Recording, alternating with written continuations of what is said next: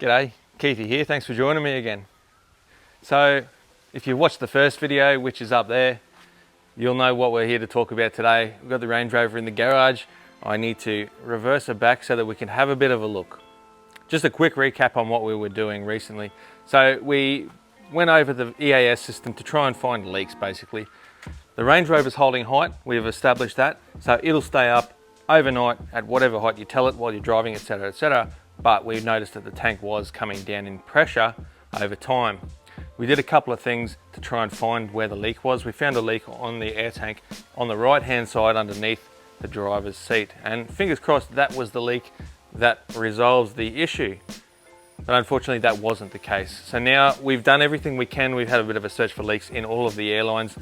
The next step is to go to the valve block, and it was the last option that I wanted to take. I didn't want to have to take it, but I guess that's what you do in this game with a P38 Range Rover. You try and find the easy things first if you can, and then you work to the big thing.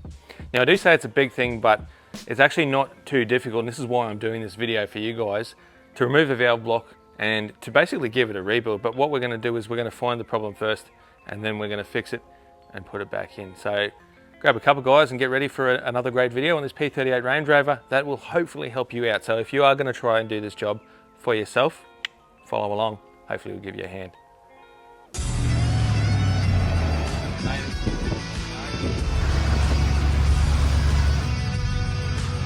Well, we couldn't go without checking this out. Right, tearing up tyres now.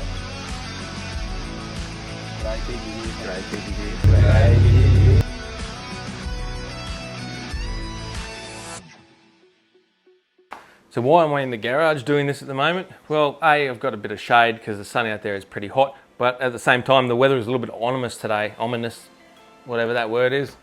I think it's going to rain, and I don't want to do this in the rain. I've got a perfectly good roof here, and luckily I can drop the Range Rover down to access height because that is the only way that it'll fit into the garage. I'll show you now. That's at access height, and you can see how close to the garage it is right there. I can't come in any other height but access to get this Range Rover in the garage. So I'm very thankful that I have got the airbag suspension in this thing and I'm able to do that. So I'll put you on time lapse now, pull all this apart, and we'll go over to the workbench and we'll just replace the O-rings that we need to. Let's get on with it. Oh, you know what? I wish I had something that could keep my beer nice and cool. Whoa, check that bad boy out. It's a chilling with Keithy stubby cooler. Well, I'll be buggered.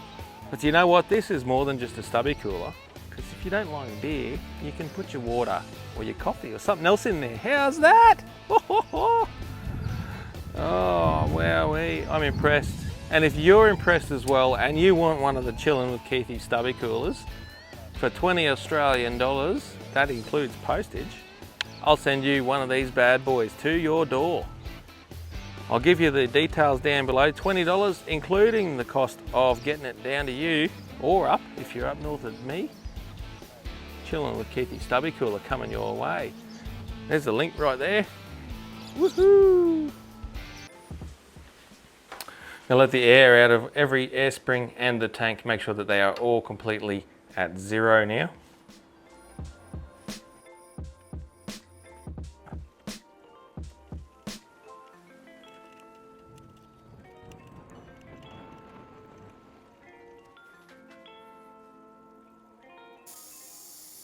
There wasn't much in the tank, obviously.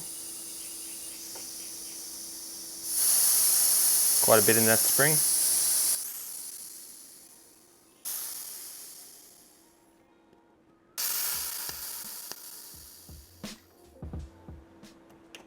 All at the bottom. So you can have a quick look and see what it looks like with no air in it at all.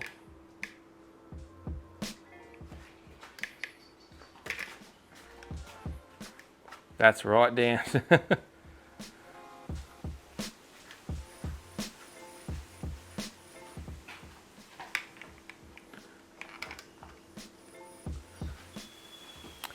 Okay, so next step, we're going to go into the box. We're going to get the compressor out first. So let's do that.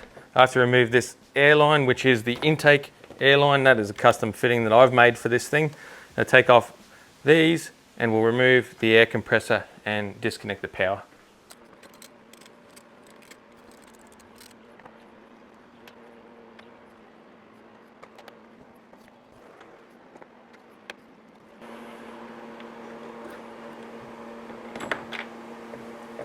Now we have to remove the air line from the bottom of the air compressor, so that's, I can just use a little spanner for that.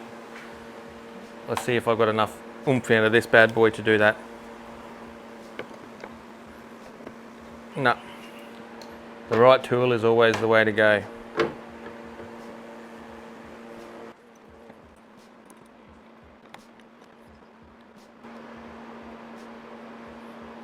Compressor's out. I will also inspect this line here. Now this blue line to me looked like it might have had a crack. That could be a problem. We'll check that out. Before you go too far, it's good to find these things out, because if it is, that's the reason, then it's easier to replace just this than to remove the whole valve block, and it could just be something very simple. No, that does look okay, so that's all right. Next step is we've got to make sure that all the connectors that we can reach are disconnected, and we're going to remove the valve block and any extra little fittings and whatnot that are on the valve block system. Let's get them out now so that they don't fall down somewhere where you can't get them out. Before going any further with any of this and removing the whole valve block itself, you have to remove all of the air lines from the tank here, from the springs, etc., etc. If you can label them, that is definitely the best way. You might see down here, I don't know if you can, I've color coded all of these airline outlets so that I know when it goes back on that they're going into the right place, like red, green, blue, and I've forgot to cover the other one, the bottom one, which is probably yellow, I'd imagine, but there's no sticker on it at the moment. At least there are 3 out of 4 that I can see for the air springs, that I know where they go back in the top. Now some people might say it's sacrilege, but I just use a little screwdriver to help me get these lines out. All you have to do is compress and then pull. So I'll try first with this one here. Okay, that's compressed, and you pull. So that air line's out, the first one is out, that's from the compressor. Second one, let's have a go. This one's been a little bit harder. Some of them can be difficult, some of them can be easy. Out. And because I have this LPG system here, it is sometimes also difficult because the real estate is a premium for me. If I had my way, it wouldn't be in there, but unfortunately it is. Oh God, slippery.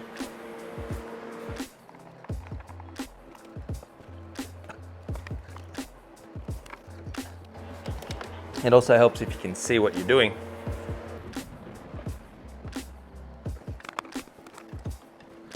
Okay, so that is all of the air lines out now. There's a screw here and a screw here that holds your cruise control system to the valve block setup. Otherwise, everything is disconnected from this. I need to remove the electricals here, disconnect this main one here, and the whole system, including the box, will come straight out.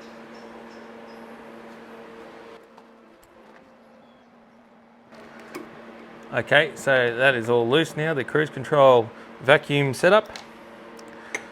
There are 4 hold down bolts here and these electrics which we have to disconnect from the vehicle, otherwise we can't pull the system out. So that right there, and you see this one here as well. It's easy if you use a pair of pliers to get those from the valve block. It makes it a little bit easier to pull it out and then disconnect. And I make everything look easy, don't I? Everything.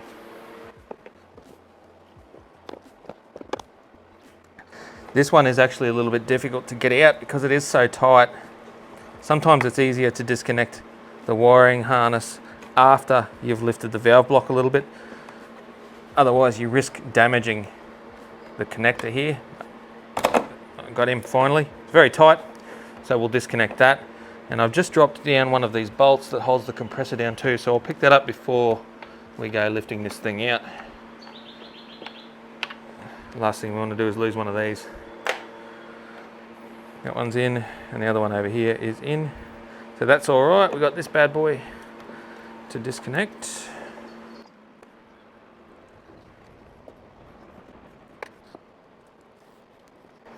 Doesn't help that my hands are a little bit slippery. It never works as well when you've got slippery hands. There we go, got him. So that harness is now disconnected from the valve block. 4 bolts and this whole show will lift out now. For those playing at home, it's a 13mm. You probably will drop these when you try and get them out. Don't worry too much. They're quite big, you can see them easily. I'll try and get the hardest ones out first as well, to make life a bit easier.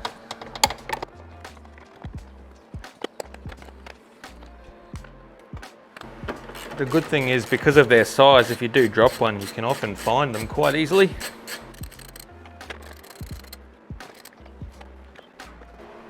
Nice and gently, just make sure that there's nothing caught when you're lifting this out. Like this one airline here wants to be in the road. Another airline down the bottom that I forgot to undo, so I'm going to have to do that now. I'll get my special tool, which is over there.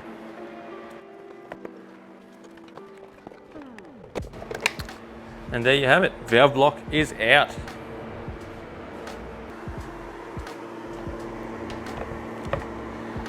One valve block system. All right, now we have to remove this from the cage, secure it down quite nicely by these bolts here, bolt on the back as well. So being mindful of your little air filter there, I might even change that while we've got everything apart. You have to remove this in order to get the valve block system out. Like I said, 1, 2, and 3, they're all 8mm, and they will come out reasonably easy.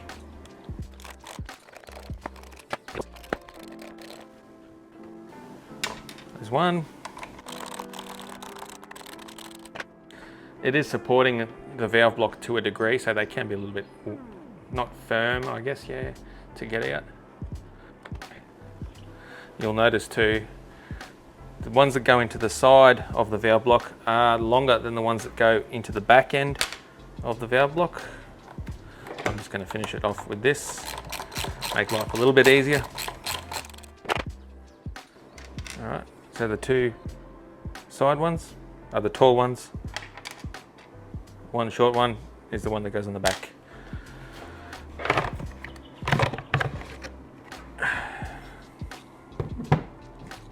And that's what you're left with here. While it's out, there's a good opportunity to give that a bit of a cleanup, whether it's with a gurney or whatever you use. Take the opportunity while you can, so I will do that. I'm not going to show you that, but you know what it's all about. So this is my valve block in its raw form. Now the part of the valve block that I'm concerned about is the air pressure maintained in the tank. So I think there's an O-ring right here. So this is the pressure solenoid right here. This tells you how much pressure you have in the air tank. So what I'm going to do is remove just this end here for the sake of what I want to do now. It saves me removing everything else off this valve block. To do what I want to do right now, I only need to remove this end here. So that's right there, a couple of little things, and it should make my job pretty easy. If I was going to do a full rebuild, everything comes off, out, and you clean it all up. Make sure you clean the valve block as well, and then you put it all back together with all new O-rings and everything like that. I've got O-ring kits here. Basically, they have a whole heap of new O-rings of different sizes. Those ones will be 10mm, those ones will be 6mm, or they might be 8mm, 6mm, 10mm. There's all different sizes. They're all in here. It's also got the O-rings that'll replace for your valves themselves. We're not doing that today because I know all of them are good. They don't leak. As you heard when we deflated the tank, then there was plenty of pressure in the system. It's only this end here that we're concerned about right now. So I'm going to take this end off and we can have a look at those 3 particular O-rings that I want to replace.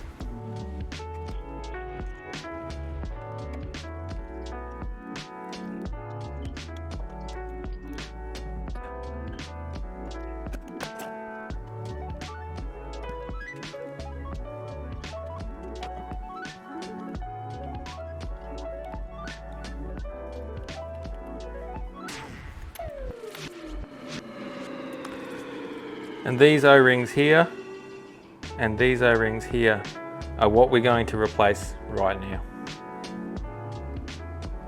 You can see on this one here there are signs that it was maybe on a little bit sideways, and it's actually worn into the O-ring. O-ring, O-ring, O-ring, O-ring. Now these ones look compressed. They do look compressed to me, so I wouldn't be surprised if that is the reason that we have a leak in the system. Before I go any further as well, it is very important to remember the order of these little valves.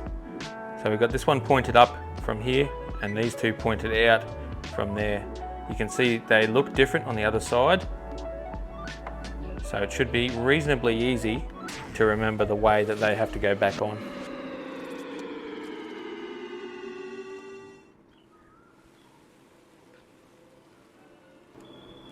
It can be quite difficult to get these little O-rings out as well. I'm going to keep going. I'm not going to show you that because I'm having trouble. There we go, all of the O-rings are off. So we've got 3 baby ones, 3 big ones, and 1 in betweeny. All off here, all off here. Time to clean this up, clean that up. Then we'll get some of the grease out of the system that comes with the new O-rings. Give them a little bit of a grease with it. Make sure everything's clean, including hands. And then we'll put them all back together exactly how it came off. There's a little bit of debris or something, I guess, there. We'll make sure that that's clean and everything is just super duper clean before it all goes back on.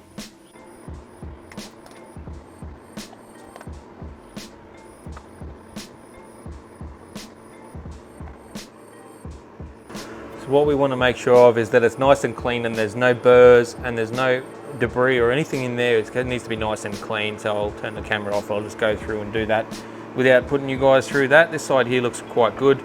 Don't need to worry too much about that. This side here though, I will give it a little bit of attention.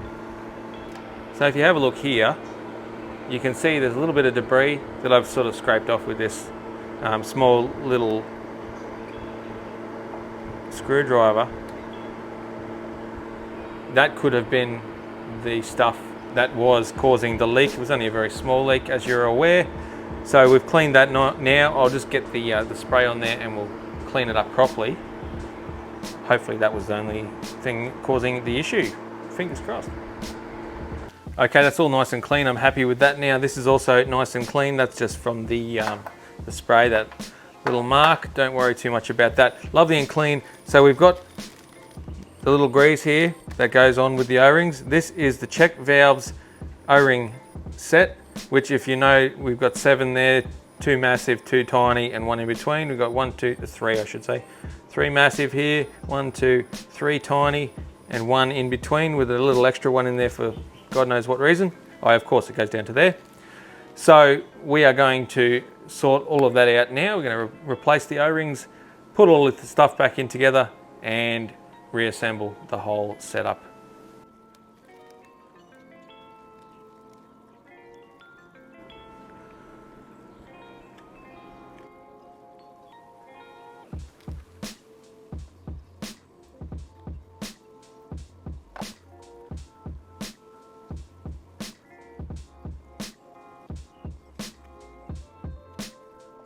I don't know what the super duper small one is for, if I'm honest with you. I think it's just a spare one.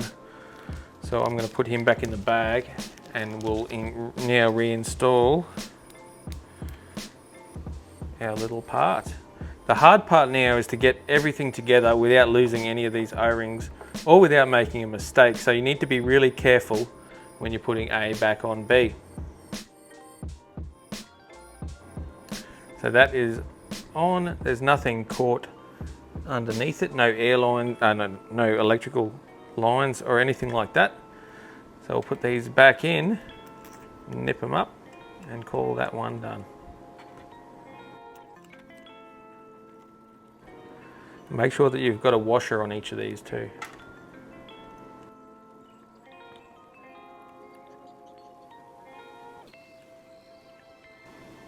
You don't need to go too tight with these, just firm. Firm. Firm.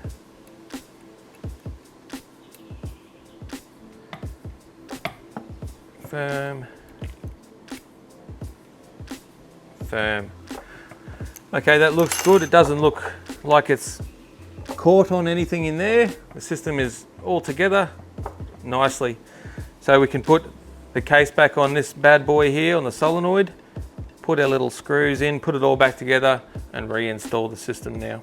One thing I will say is if I have done something to one of these O-rings, we'll find out pretty quick with some kind of leak again. Now fingers crossed we don't have a leak, and yes, there is a chance that there might be something else in here that is passing air causing the problem, but I'm quite certain now that I have actually captured the issue. So we will put it all back together and put it back in like that. To do the remainder of the rebuild, you simply remove all of this setup here and do exactly what we've done then. You pull these out, put new O-rings in there. It isn't all that difficult, but I'm not doing that today. I'm just showing you how I resolved my issue. Now we'll go through it and we'll make sure that everything's all back together and put him back in. Okay, as you saw, we are lovely and clean now. Yes, it doesn't look brand new, but that's okay because it's 20-something years old anyway. But the main thing is we got all the dirt out of here, we got all the dirt and mud and whatnot out of the engine bay. So what we're putting back in is nice and clean, and that means that next time we're going to go and play with this, it's going to be clean to use. This is nice and clean as well. Doesn't look perfect, but it's close enough that you can see everything and you know where everything is. So I'm going to put this back into the box now. 1, 2 and 3, remember we've got them sitting right here. We don't need this fella here for that job. Let's get this back in here and then we'll put the box back in the vehicle, bolt her all down, put all the connections on that we need to do, and then we can test it out and see how it goes.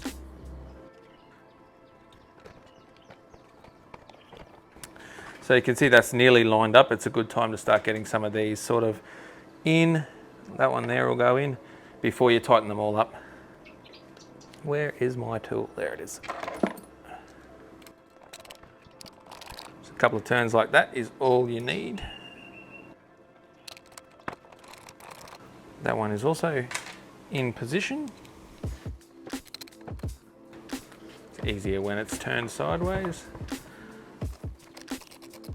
Yep, that one has also gone in. So they all went in reasonably easy there. I didn't have to fight them or anything like that. Nice and easy. And do them up firm. They don't need to be super tight. They're only an 8mm bolt, so if you go too tight, you're going to do some damage. And they do take a long time to get in. I don't know why they're so long. Anyway, that one's on. We're on. Time to get it back into the Range Rover.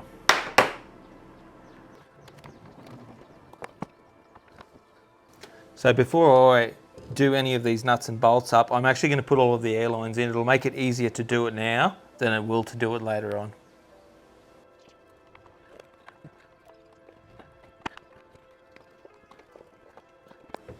Just like that, they're all back in these air lines. So now I can get these bolted down. I can connect up all of the connectors, put the compressor back in, and make sure that everything is back in order. And I had to park it in the tightest spot too, didn't I? Now I will need to make sure that it is in access height in order to drive it out of the garage. I'm not going to let it get lower or higher than access, so I will let it adjust if it needs to. Okay, it's saying that it's happy in access height now, which is good. Let's back her out. The good thing about the system is even with the 33-inch tyres, I'm at access height and I'm able to drive the vehicle without scrubbing anything. So another consideration if you are lifting your P38 Range Rover. Okay, now we're going to try and lift this thing up. I'm going to have to pump the tank up manually.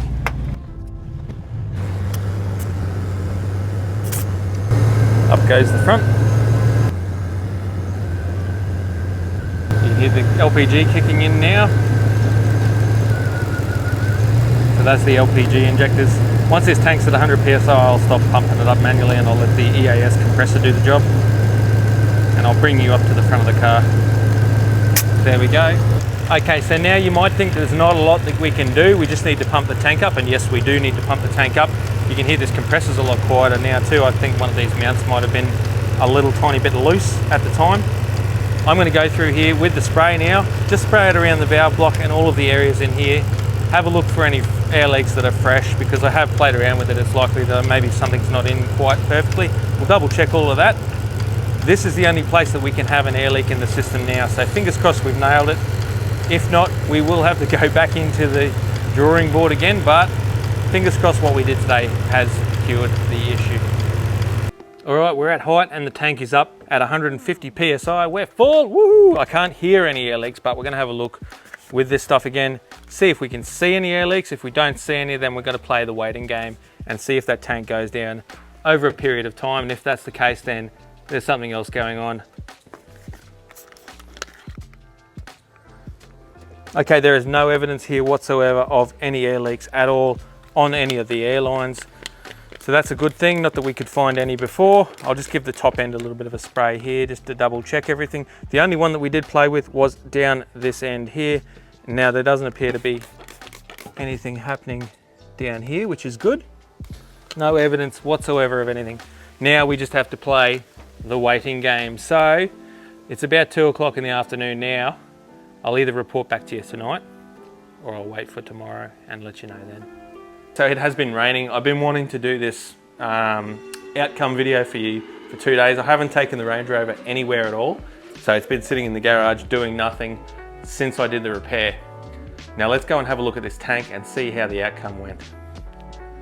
So right now, if you look down there,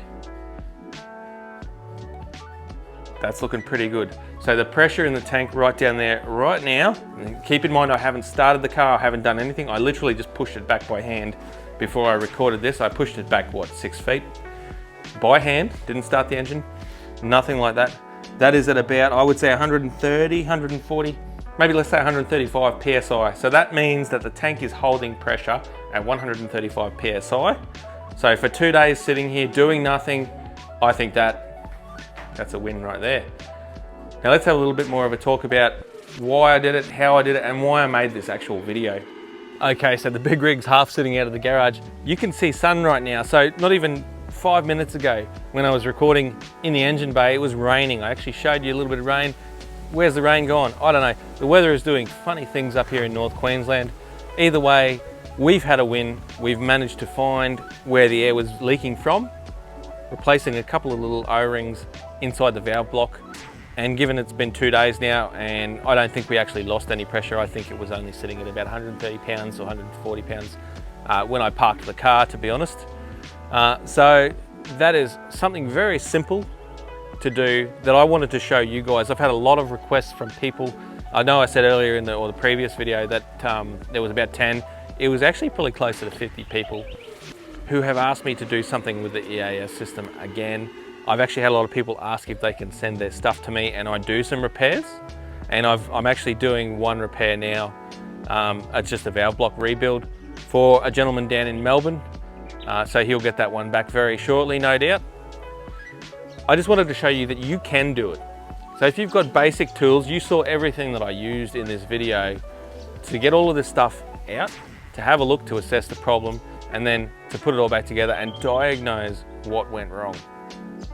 Another thing that I want to talk about too is the bypass system that I've got. So it's essentially an override system. So if something does happen with the air suspension, maybe it's the valve block or a leak somewhere, or whatever it might be, I've got some valves and I can isolate them, manually operate the suspension, which will get me out of trouble. It will stop the automatic operation of the system so that in an emergency you can just pump it up and leave it at height. That'll get you home, that'll get you to wherever you got to go until you can do a repair, which is a fantastic thing. I've also had a lot of requests about that system, so I think the next video that I'm going to do might actually be on the bypass system. I've done small videos on this is a bypass system, but they haven't really been 100% fully detailed, starting right back with the air compressor. So I'm going to go through the entire system, make a really big video around just the bypass system. I might even draw a little map of the system as well, so that you can do something similar for your P38 Range Rover or any vehicle, I guess, that runs airbag suspension with airlines, if you want to try and make it a manually controlled system. Anyway guys, I appreciate your time. Thank you for watching this video. I know that, well, part 2 of the video as well. I know it's been long. I anticipated making a 10 or 15 minute video to begin with, but I thought, no, I might as well go through and show exactly what happens. And I try to get rid of the rubbish and just keep it on point for you guys to make sure that you're not sitting there getting bored with what I'm doing. So if you are interested, don't forget to subscribe and you know, thumbs up, all of that kind of magic down there. Comment, if you've got any comments, chuck them down there. You can get on to me at the usual places. So Chilling with Keithy on Facebook, Keithy __W on Instagram. You get me there. I don't get on Instagram a lot, but you can get me there. I will maybe once every 3 or 4 days. I'll jump on and say hello. And also, I mean, obviously you can send me an email at keithyyoutube@hotmail.com, or you can comment down here and I'll have a chat with you here. But depends how personal you want to make it. If you want to email me is probably the best way. If you want it to be quite personal, or the Chilling with Keithy, you can message me using that. So that's another really good option. As this plane comes, there's always a plane in the video, isn't there? It's Qantas, the Australian airline. It's an Embraer 190. So they only seat about, well, 190 people. They're not as big as a 737. There you go. Supply and demand, you know. Anyway, guys, I'll see you next week, no doubt, with the video on exactly how my bypass system operates. That'll get you out of trouble. If you like my videos, do all the usual stuff. As always, guys, I appreciate your time. I appreciate you coming over to say g'day and watching the videos. Sorry about the weather. I tried to do everything outside where it's nice and bright, but you know, things can't always go to plan. So fingers crossed for the next video that I do for you, the weather turns it on for me and everything is all hunky-dory. But otherwise, guys, I'll see you next time. Take care.